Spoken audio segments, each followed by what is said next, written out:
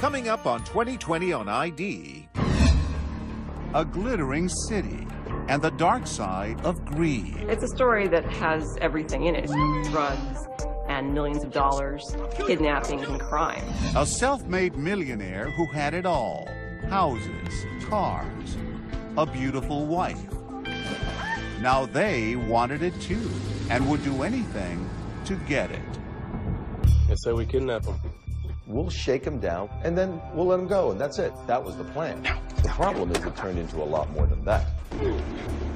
Now, I got 2 bullets in this gun. They would take me to a chair, put a gun to my head, cock the hammer. And that starts the making of the perfect crime. If you don't take them off the street, they're going to do this again. Hot. Violent. Look behind you, I'm coming for you.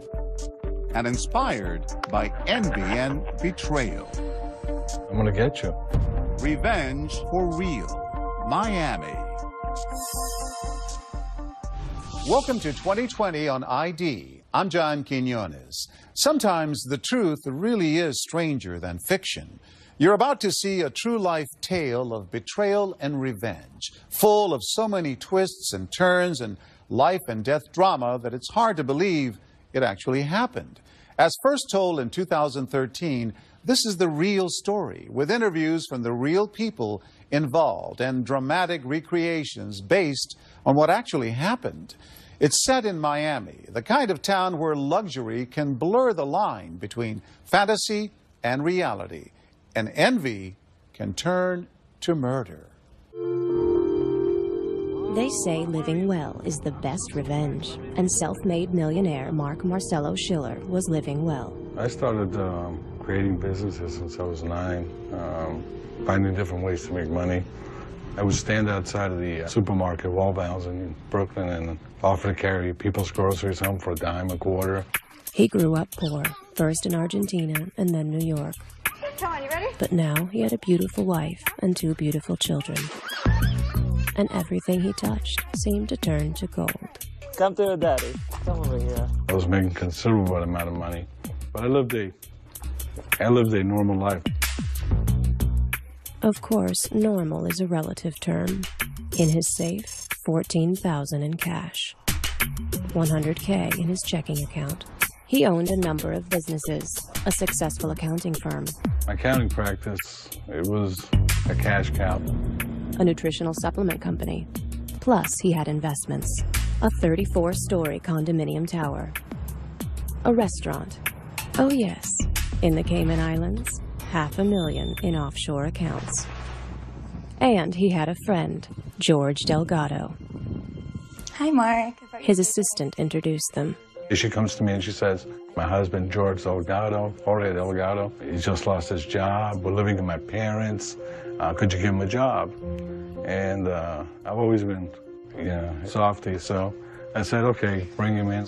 He started out as a gopher, but after only 4 years, he'd worked his way up to become Marc's right-hand man. It's the good stuff. Yeah. Marc became a very good friend of George, taught him the business and kind of made him a man that could do something and support himself. George Delgado devoted his life to Schiller. My wife will make him food. He was like part of the family. And Schiller wanted to reward his loyalty. What happened eventually, I said, okay, let's do something else. I said, let's form a mortgage buying and selling business. He'd made partner, and Delgado was grateful, of course. But it wasn't enough. He wanted more. His own deals, his own identity. He wanted to improve himself. One more, let's go. And all that started to come true for him at a place called the Sun Gym. Good job, man. Right on. Well, the Sun Gym was a place where people were pumping iron, they were using steroids to help themselves look better, and they were interested in breaking into the Miami scene. And no one was more interested than the manager of the gym, Danny Lugo. They're about to check him out. Lugo was a very personable guy. He looked sort of like a thug, but he was a very charming man. He was, for lack of a better term, smooth. He had wives that he divorced that still would do anything for him. If you had to pick a word, you'd say he was the brains behind this organization. But I have to say that's really stretching the word brains. But you don't have to be smart to be dangerous. And Lugo was soon filling Delgado's head with ideas. Not all of them 100% legal. So what are you doing tonight? Right from the get-go, I didn't like him. He was one of these characters you can tell was bad news. So, Lugo had a criminal record for fraud, and Schiller says he told Delgado not to trust him. I pulled him aside, who's this guy? He's a friend I made at the gym. You're going to the gym? And I said, you got to be kidding me. He had to know Jorge. He was a slim little guy. He's not a gym type. And that's when Marc starts to try and pull away from George. Hey, Marc. When Delgado started getting into shady business deals with Lugo, Schiller says he finally cut him off, dissolving their partnership. I'm not signing this. I go, listen, last thing I'm going to tell you is if you stay friends with Lugo, you're going to end up getting in trouble. Just remember these words today. And that was the last time I talked to him. Delgado was devastated. What was he going to do for money? He was back to square one. George Delgado feels at some point that he was shortchanged. He actually had George believing somehow that Marc had cheated him out of $200,000. And George felt he needed to be vindicated. George Delgado wanted revenge. Gym manager Lugo and his buddy Adrian Doorball commiserated. Nice. And took him to the place they always went when they wanted to think. They told Delgado Schiller wasn't his friend. What's up, buddy? What's on your mind? Why you look so They told him Schiller had ripped him off. We're here to help. And they had a novel idea how to get what was owed to him. I'm thinking, we kidnap him. Coming up, what drives a man to betray his mentor? They all wanted what they didn't have and decided that it would be theirs for the taking. They have tasers. They have guns. Come on, come on!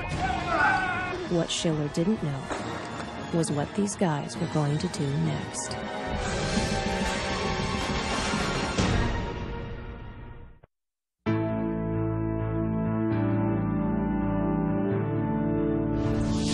Marc Schiller was living the American dream. He started with nothing and made his fortune through hard work.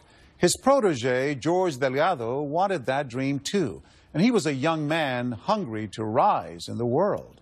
But the two men had a falling out, and Delgado now felt he had nothing. That meant Marc Schiller was in a lot of trouble. What drives a man to betray his mentor?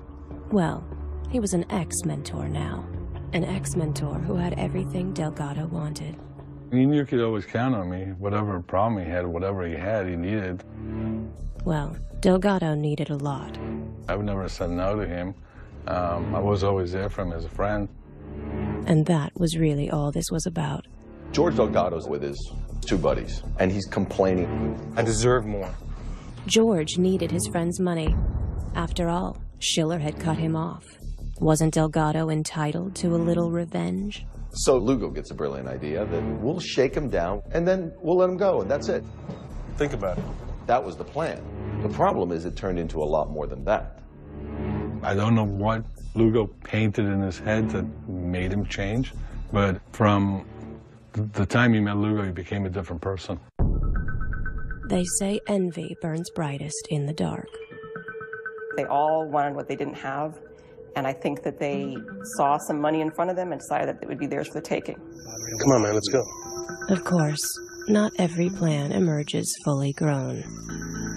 The attempts that they made to kidnap Schiller so they could force him to return the money, if this case wasn't so tragic, would be comical. It looks like he's home. They were so inept. They made attempt after attempt, hiding under blankets in his front yard, dressed as ninjas, to capture him, only to be thwarted by the headlights of an approaching car. Abort, abort. And then they're running through backyards.